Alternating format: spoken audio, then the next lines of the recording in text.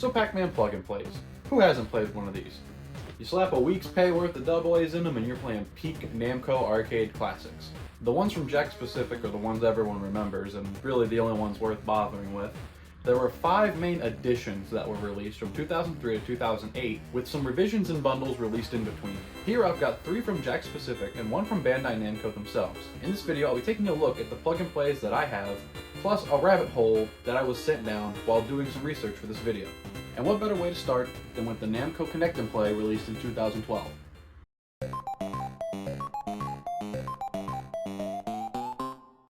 It was the first one that I got with my own money. I got it when the Toys R Us near our house was closing.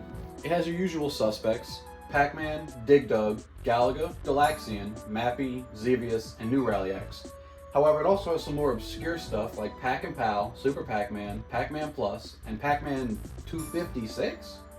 So Pac-Man 256 is just Pac-Man, but you start on level 255. Why? Because you can't make it to level 256 like a real man? Oh, come on, man, let people No. I mean, I guess it's neat, but did we really need an entire slot for that? Couldn't we have had a whole new game like Miss Pac-Man? I get why it's here. It's just kind of there for the novelty of it, especially considering how uncomfortable this thing is. I mean, just look at these edges. This thing is not comfortable to hold. This thing looks kind of cool, you know? It's good for displaying. It has a cutout for the AV cables and you can store them inside of it. But that's kind of it. It just looks cool. There was also some other revisions, some later revisions that were released. Like there was an all gold one, which I'd love to get my hands on, but the thing's kind of rare. And there was also one released for PAL regions that's shaped like Blinky instead. Not much more to say about this thing outside of that. It's not very comfortable, looks kind of cool, and has an underwhelming game selection if I'm honest. So let's go ahead and start talking about the more interesting ones, like the Super Pac-Man collection by Jakks Pacific, or as it's officially known, Edition 3. This is the Super Pac-Man collection by Jakks Pacific. It's Edition 3 of the 5 edition series that was released. The joystick on this one feels pretty good, as opposed to the previous one's very cheap stick. It has an actual menu button, as opposed to the A and B buttons to link it to the menu. This one I got about a year ago from a game exchange when I was out at the mall with some friends. I got it alongside Dr. Mario 64. You know, only the essentials.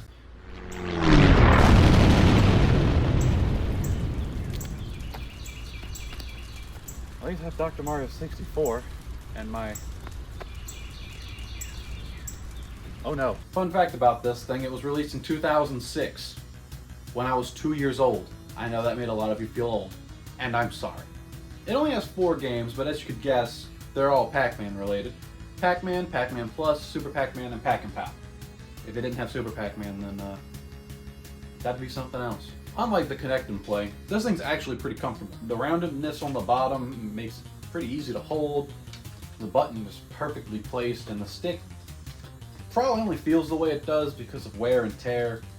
But even still, it feels way better than the arcade gold one that I have that I'm going to get to in a moment.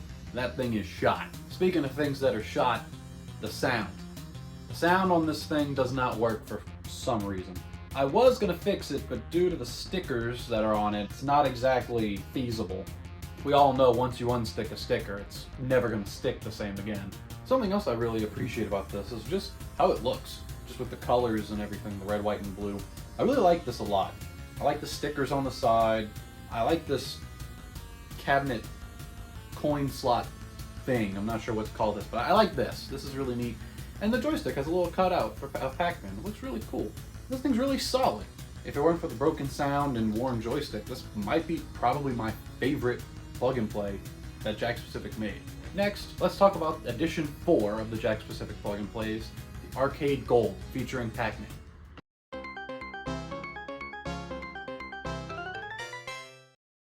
This is Arcade Gold featuring Pac-Man. This one was released in 2007, and that's probably about the time that I first had one. This was my first plug-and-play ever.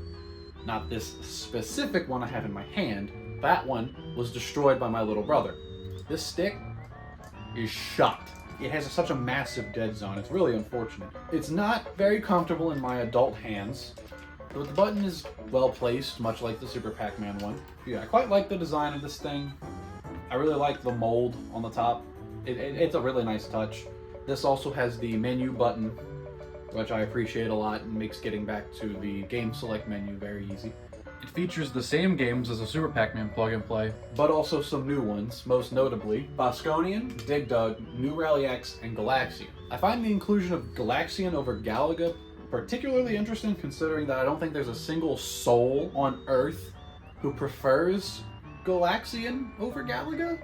But I mean, I respect that without Galaxian, we would not have Galaga. So why don't we go ahead and move on to our next Jack-specific plug-and-play, the Retro Arcade featuring Pac-Man.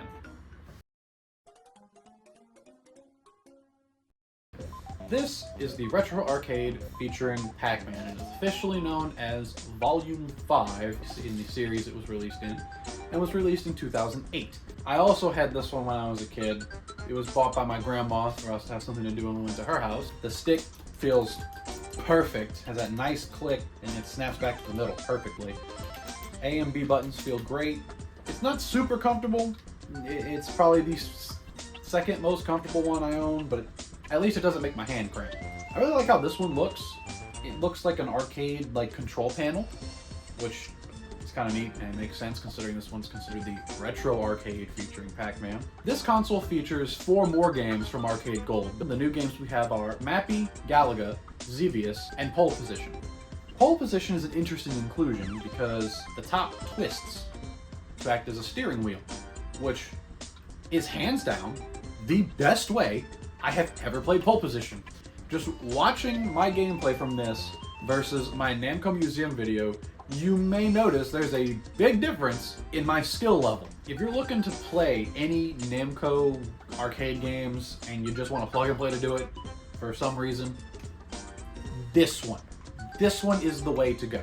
It has the best selection of games, the biggest selection of games, but seriously, I can't recommend this one enough. It is definitely the way to go. Enough of what I think about these plug and plays. Let's get onto that rabbit hole I mentioned at the beginning of the video.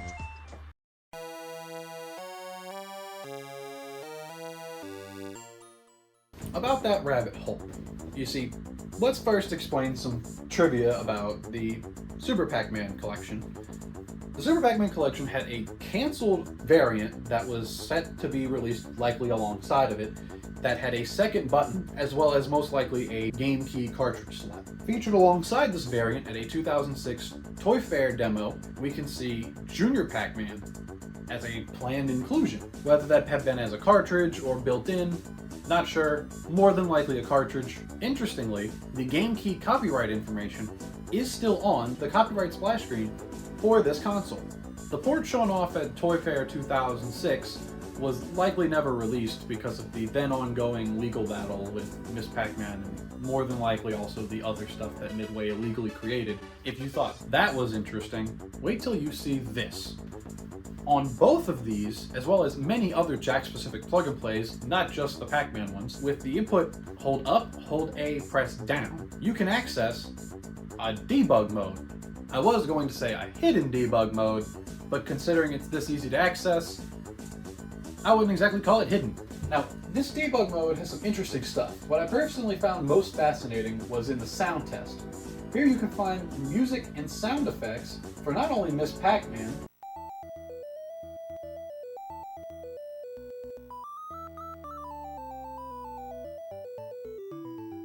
but also the unfinished and unreleased Junior Pac-Man port.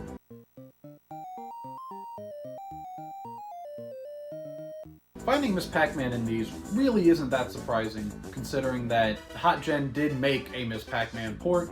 It was included on a plug-and-play at some point, so having it likely as a built-in part of the debug mode isn't all too surprising. However, this plug-and-play, not this one having Junior Pac-Man, but not the one that was shown to be working with Junior Pac-Man to some capacity, is particularly strange. It's also likely to be on Arcade Gold, but I couldn't get the debug mode to come up. Another thing I found particularly funny was the color test towards the end of the debug mode, where you can see a bunch of different colors of ghosts. Kind of funny, seeing a dark blue ghost and a bright green ghost and a magenta ghost. Also something to note is that the debug modes between these two consoles are basically identical outside of very small things, like Edition 3 having a game key something here in the debug mode, and Edition 5 having the turning joystick thing here, and also the previously mentioned differences in the sound test. But otherwise, these things are basically the same, but this is just the highlights, what I found most interesting. If you want to see a full tour of Edition 5's debug mode, I'll leave a link to that in the description. Alright, well that about does it for this video. Thank you for sticking around to the end.